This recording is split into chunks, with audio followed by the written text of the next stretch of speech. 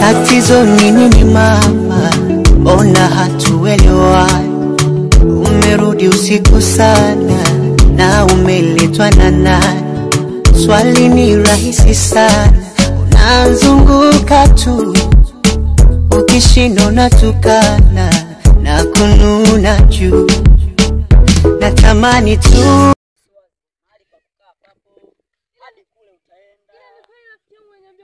kweli kabisa. Kule juu ndo tunatekea maji na kule center. Naomba ujisikie huko nyumbani.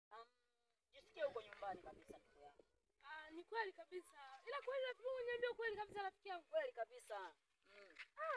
Kazi za kufanya zipo, kulima, na kuna kazi nyingine mimi ni fundi wa kuchomelea, naweza yani ukajifunza.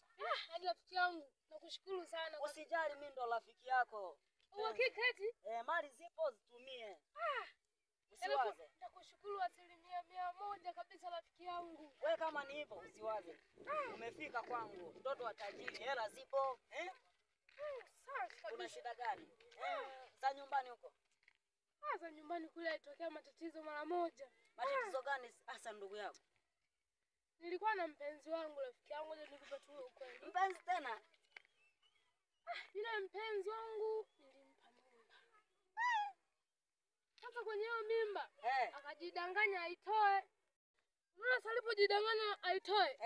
Mbona la moto hilo? Sasa meza dawa. Nakwambia ukweli kabisa rafiki yangu, alipomeza dawa alienda kulala mazima.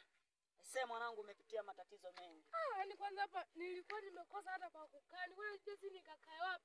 Ndio nikafikiria kumbe pale kuna rafiki yangu. Ndio nimekuja sasa kuona rafiki yangu.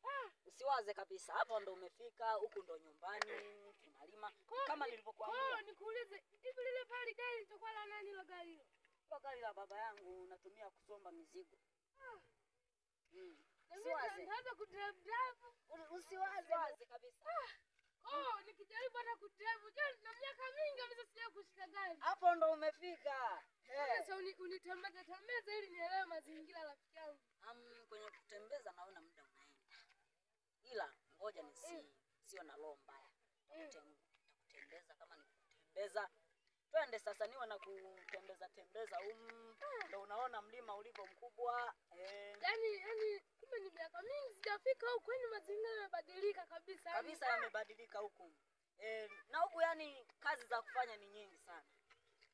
Mji umekuwa mkubwa sana. Za kwenu huko? Ni hao tumaliza nilokuambia kwamba demongu alitoa mimba kumbe. Ndo yani kama vile kajiweza, lakini mama yako tena sana. Mama yangu naye alipigana na baba, mama yangu akamtoa ngeu hapa. Sasa hivi ninavyokuambia yupo pale Mwanza kwenye ile hospitali ile anatibiwa. Alafu mdogo wako? Mdogo wangu naye alifukuzwa shule. Kumbe una matatizo ndugu yangu.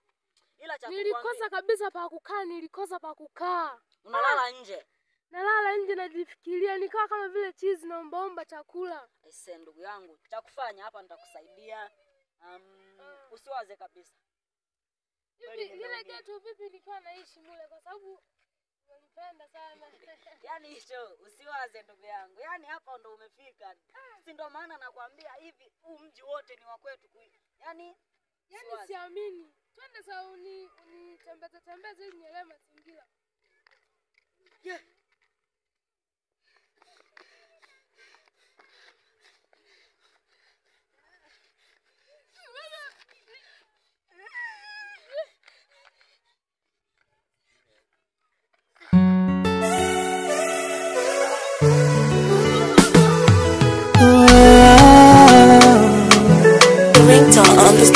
Tatizo nini mama, ona hatuelewani.